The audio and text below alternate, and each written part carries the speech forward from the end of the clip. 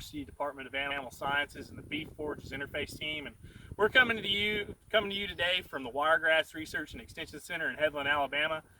Due to the quarantine and the social distancing that we're all having to go through, we had to cancel a couple of field days here at the station. So today we're going to take you on a virtual tour of some of our different projects that we've got going on here at Wiregrass and some of our plans that we have for the future. So we really hope that you enjoy the videos that we have prepared today.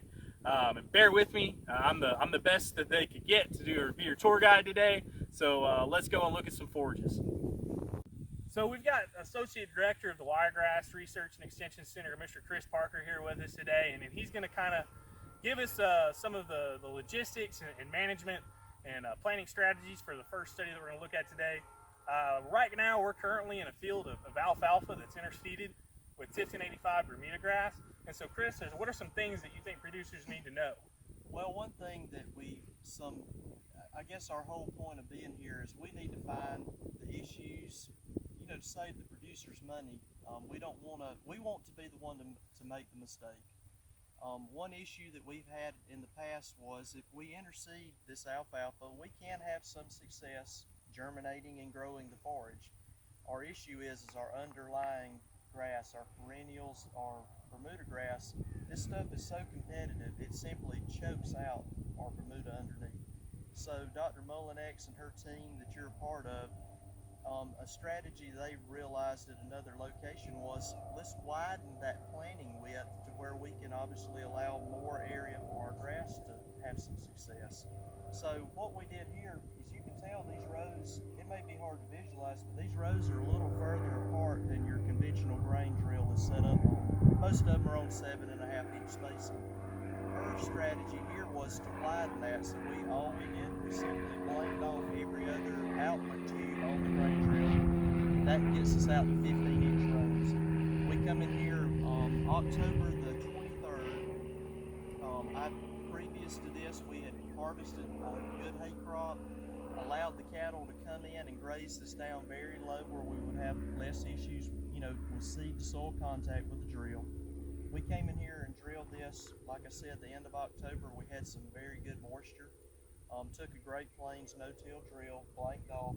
We applied 15 pounds of Bulldog 805 was the variety. We had our fall was very dry to start with, but we have turned into a very moist later fall. Through the winter, we were really wet. We had, just like the issue you're going to have with alfalfa, it's a very limited amount of herbicides you can use. Out here we had a lot of winter weeds, we had a lot of clover. We also had a lot of ryegrass from years past of us overseeding this. It was actually causing a lot of competition with our alfalfa.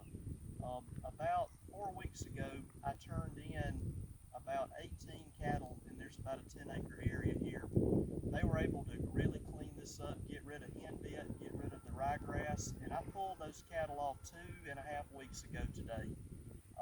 As you can tell how prolific with the root system, we've had hardly any rainfall here in 2 weeks.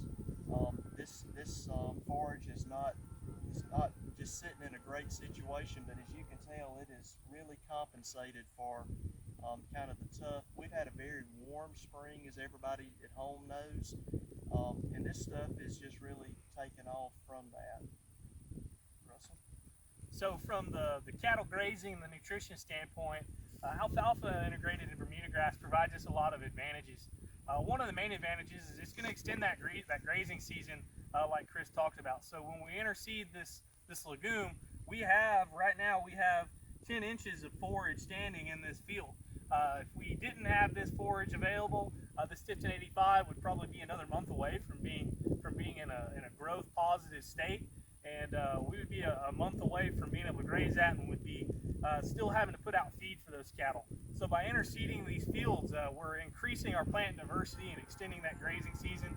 This is also, as most people know, a very, very high quality plant. So those cattle are going to be able to get those gains that we're looking for.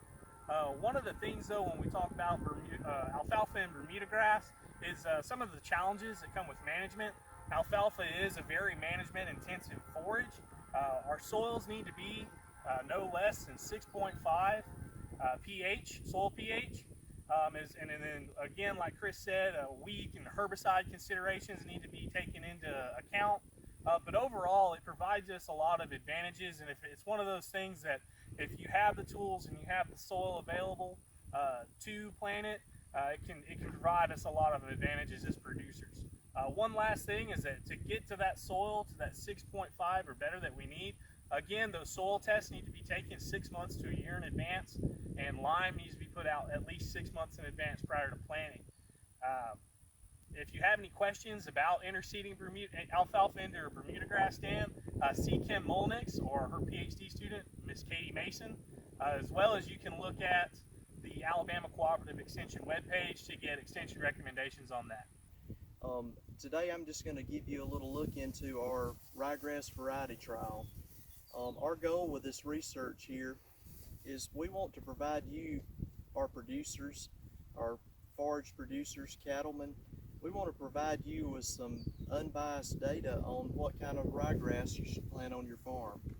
On the flip side, the data from this study also goes toward our university breeding programs, and even the companies that produce and sell this seed. It gives them a look into what kind of marketable areas do I have? Am I better in the southern part of the state versus the northern part of the state? And it also gives them a way to see kind of how I stack up against my competition. This study here was planted on November the 18th. We plant this study with a small plot type grain drill, 7-inch spacing, and every entry out here was planted at 20 pounds per acre seeding rate. We applied 200 pounds of 1717 fertilizer pre-plant based on soil test recommendations. Around December, we had a lot of leaching rainfall here, had a lot of nitrogen and sulfur deficiency, so around the 1st of January we applied 50 pounds of nitrogen with 15 pounds sulfur. We have since then had 3 cuttings or harvest of this plot. We have a small flail mower that has a collection device in the rear that we can place a tote to be able to collect the entire amount of green matter off this plot. We take the weight of that. We also collect a small sample that is dried down to get the dry weight matter weight. We've had, like I said, 3 cuttings here. This same study with 29 entries of ryegrass is replicated all over the state at different outlying or experiment stations such as the one we're at today. And this information can be derived from the AAES website. Mr. Henry Jordan is our new variety testing manager for the experiment station system, and he has, I checked yesterday, and he has the preliminary data from our 3 cuttings along with the other locations in the state. It can kind of give you at home a means of going on the website and pulling that data. He also has all the data from 2019 on our cotton, corn, and peanut and soybean variety trials across the state. So be sure to give that website a visit, AAES, and just look for variety testing. And Henry's done a great job of posting that information. And like I said, all the information posted on the ryegrass for the 2019-2020 season is preliminary. And once our season concludes, all that will be published as well. So our next plot that we're going to look at is going to be our small grain variety trial. In our variety trial we have different varieties of oats, cereal rye, both grain wheat, dual purpose wheat, as well as forage wheat, as well as triticale. The objective of this study is very similar to our ryegrass study. We want to look at different varieties of each of these small grains so that we can take the yield data and provide it to producers so that they can make management decisions for their personal operations. We harvest this 3 times throughout the spring, beginning in January and ending in April. As you can see here, we've got some small grains that are beginning to mature and head out. Another portion of this study is we also have a cover crop portion of the study that we do not harvest. Again, as far as utilizing these small grains, producers have a lot of options. The first and most obvious would be grazing, but producers in the southeast, and especially here in Alabama, have the option because of the warm weather in the spring to put up some of these small grains for hay for additional forage in case of drought, as well as wrap these forages in baleage. One of the things to note is that when we cut for hay, we need to make sure that our forage is not too mature. As you can see here, we're starting to have some of these plants head out, due primarily to just the time of the year. These plants are mature and they're hitting the end of their growth phase and they're beginning to go reproductive. Once these plants become reproductive, their nutritive value goes down. They lose total digestible nutrients as well as crude protein, and the fiber fractions in those plants increase as they become reproductive. Our last stop today on our virtual field day is going to be at our graze cover crop trial. This is a 4-year project that's being funded by the NRCS and the USDA. It's a pretty complex project that's got a lot of parts to it, so we're going to break our videos up into different portions so that we can best explain to you the different components of the project, as well as some of our preliminary data and our objectives for the study. Cotton and peanuts are very important row crops here in South Alabama. And a lot of our row crop producers here have started using cover crops as a way of mitigating soil health risk as well as drought risk. As you can see behind me, we have plenty of forage availability here. This is going to come from our control treatment, where we do not graze any of our cover crops. Our forages that we have in all 4 of our treatments are going to be an oat variety, as well as a cereal rye, a crimson clover, and a T-Raptor brassica. We wanted to show you this first just to give you an idea of what these forages look like when we plant them in November and we don't graze them at all throughout the year. As we progress through these videos, we're going to see some differences in forage availability and forage height. That's going to be due to the cattle pull-off dates. So if you'll just stick around, we'll go to our next treatment. It's going to be at one of our February pull-off treatments.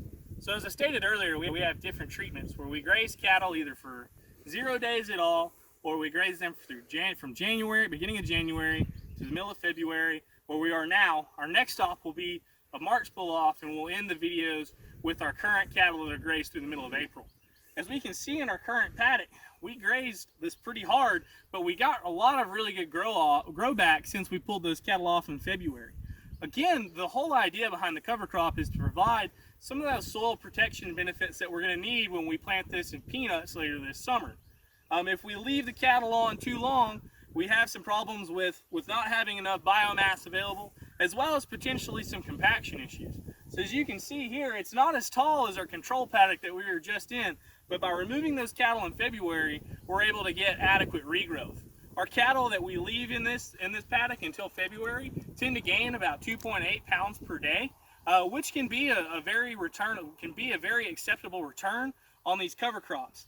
One of the things that we have to consider is that if we don't graze these cover crops at all, that's an immediate investment with no return. So going through these treatments, we're looking to see where can we optimize that economic return while still maintaining those soil benefits that we need. As we move through our grazing treatments, you'll see less of a grass species and more of that clover and more of the brassica. This is why we provide this mixture, so that throughout the growing season, we'll have our grasses will grow and be grazable and mature earlier. With these clover and brassicas, they will grow a little later. The clover especially will grow later throughout the growing season, and that brassica will kind of remain constant.